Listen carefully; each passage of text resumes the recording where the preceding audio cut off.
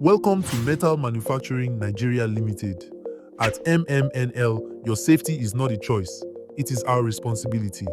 Here are the battery installation guidelines for our installer partners. Number 1. Transportation and placement. Always transport and store batteries upright. Install them in a well-ventilated area to prevent gas buildup and overheating. Number 2. Cable and connection standards. Use high-quality copper cables with a minimum thickness of 16 mm square. Ensure all connections are tightly secured and coated with petroleum jelly. Maintain cable length 24 inches between batteries and 2 meters from battery bank to inverter. Number 3. Vent plug. Setup. Replace standard vent plugs with float indicator vent plugs for easy electrolyte level monitoring.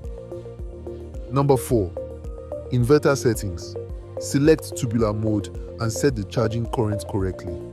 For hybrid inverters, with solar, set priority to SUB. Without solar, set priority to USB. Set the bulk or boost voltage to 14.6 volts per battery and the float voltage to 13.7 volts per battery. Charging current should be 10% of battery capacity. Low cutoff voltage. 11 volts for solar only, and 10.5 volts for solar with utility. Number 5. Solar installation and initial charging. Keep solar panel distance within 10 meters. Ensure solar charging current is at least 50% higher than load current and within inverter limits. Do not use the battery immediately. Provide a boost charge of minimum 12 hours. Number 6. Usage and maintenance. Perform regular checks and avoid deep discharge. When the inverter indicates low battery, switch off the load immediately. Do not use the battery directly on DC current. Safety is a shared responsibility. At MMNL, we build not just batteries, but a safe workplace for all. Thank you. Welcome to Metal Manufacturing Nigeria Limited. Let's understand how proper maintenance ensures longer battery life and safe, reliable performance. Number 1. Maintenance frequency. Maintenance should be performed every 4 to 5 months. Number 2. Safety precautions. Before starting, switch off the inverter and disconnect from both solar and utility supply. Always ensure there is no electrical risk before proceeding. Number 3. Specific gravity check. Check each cell carefully. A fully charged battery should have a value between 1.250 and 1.260. If imbalance is observed, reposition the batteries within the bank. For multiple battery banks, rotate positions periodically to ensure uniform charging. Number 4. Terminal inspection and cleaning. Remove nuts or bolts using a spanner. Scrub terminals with a toothbrush dipped in hot water. Use sandpaper for stubborn buildup.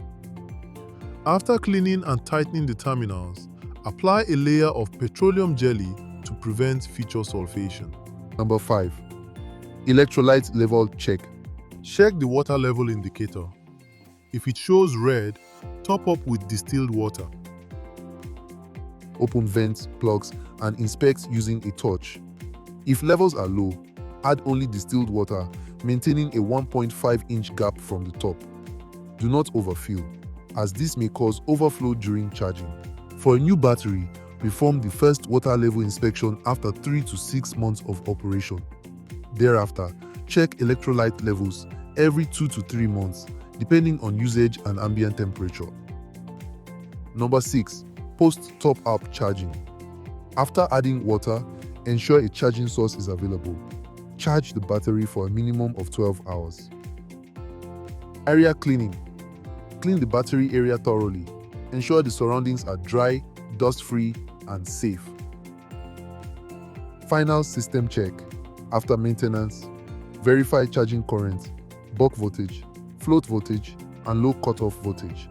Adjust settings if required. Number 9. Key best practices. Always use distilled water only. Maintain proper ventilation. Avoid long cable runs. Ensure connections are tight and free from corrosion. And always follow the regular maintenance schedule. Ensures better performance, longer life, and complete safety. Thank you.